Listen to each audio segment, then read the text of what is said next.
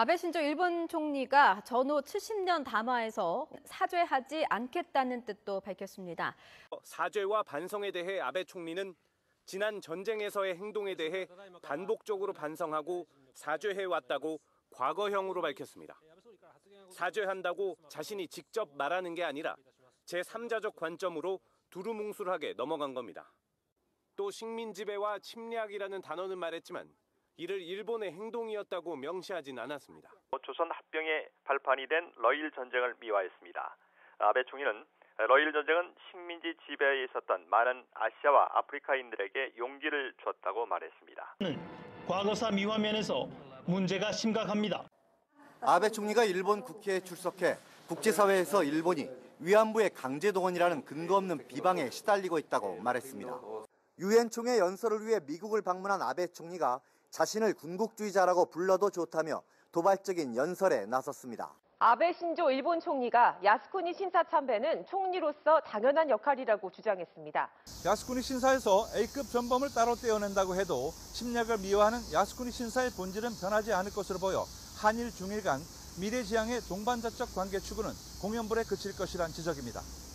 위안부 부정, 침략 부정, 야스쿠니 참배를 통해 과거사를 부끄럽지 않게 만든 다음 헌법 개정을 통해 과거처럼 군사 대국을 만드는 게 정치인 아베의 지향점입니다.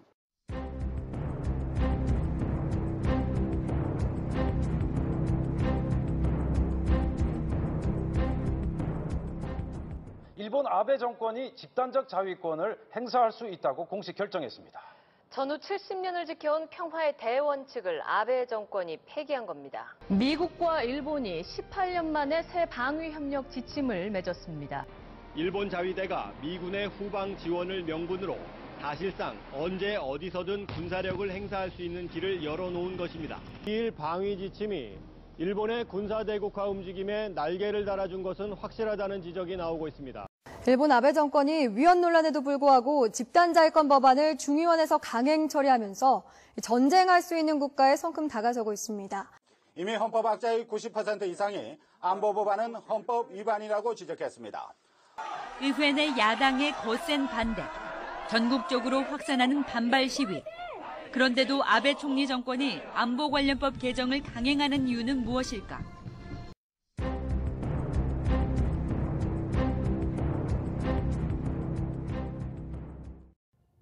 일본의 집단적 자위권 행사에 대해 미국 백악관과 국방부, 국무부가 일제히 환영의 뜻을 밝혔습니다.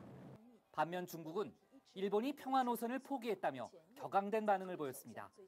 특히 미국과 일본이 동일한 입장을 보이는 건 중국을 견제한다는 의도가 같기 때문이라고 보고 있습니다. 미국은 미일 동맹 격상에 이어 한미일 삼각협력 강화 등을 통해 새로운 국제 질서의 그림을 완성하려 할 것으로 보입니다. 네, 과거사 문제를 둘러싼 한일, 중일 간 갈등이 이어지고 있는 가운데 미국이 한중일 모두에게 책임이 있다는 메시지를 내놓았습니다.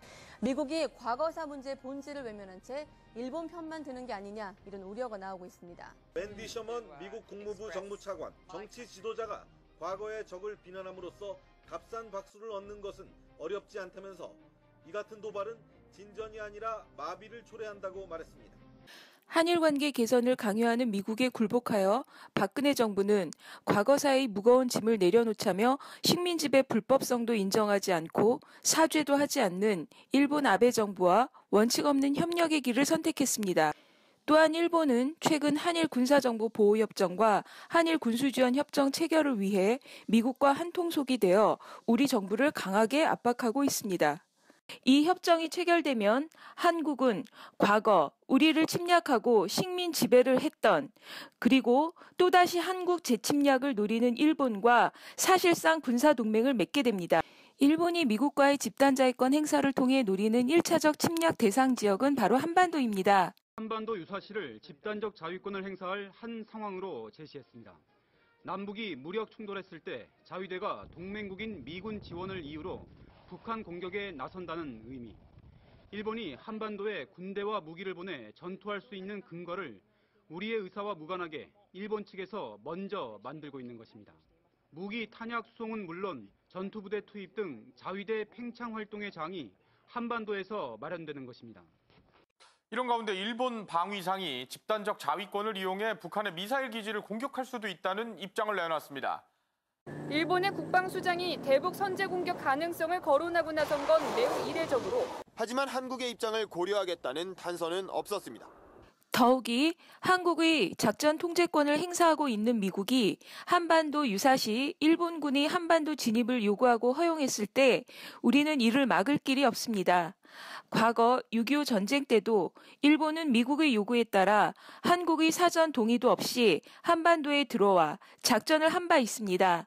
똑같은 상황이 얼마든지 재현될 수 있는 것입니다. 우리 공군의 차기 전투기로 F-35A가 최종 결정됐습니다. 미쓰비시 중공업은 일본 차세대 전투기 F-35의 최종 조립과 검사도 맡았고, 이렇게 되면 우리 공군은 F-35가 크게 고장나거나 내부 장비를 교체할 때 일본까지 가야 할 수 있습니다. 그 과정에서 공군의 작전 기록 같은 정보가 일본 측에 넘어갈 가능성이 있다는 우려가 나옵니다. 한국은 이미 군사적으로 일본에 종속되는 길로 접어들고 있습니다. 결국 일본 집단 자위권 행사를 막지 못하면 한반도 재침략을 노리는 일본을 우리 손으로 도와주는 꼴이 됩니다. 사드가 배치되고 한미일 삼각 미사일 방어망이 구축되고 일본 집단 자위권이 행사되면 한국은 미국과 일본을 위해 북한, 중국, 러시아와 군사적 대결을 강요당하고 일본 자위대의 한반도 재침략을 자초하게 됩니다. 동북아는 냉전 시대를 능가하는 무한 군비 경쟁이 벌어지고 대결이 격화되어 한반도 평화와 통일은 더욱 멀어지게 됩니다. 일본군의 군홧발이 한반도를 유린하는 것을 두 눈 뜨고 바라만 보고 있을 수는 없습니다. 우리 모두 힘을 모아 일본의 한반도 재침략을 막아냅시다.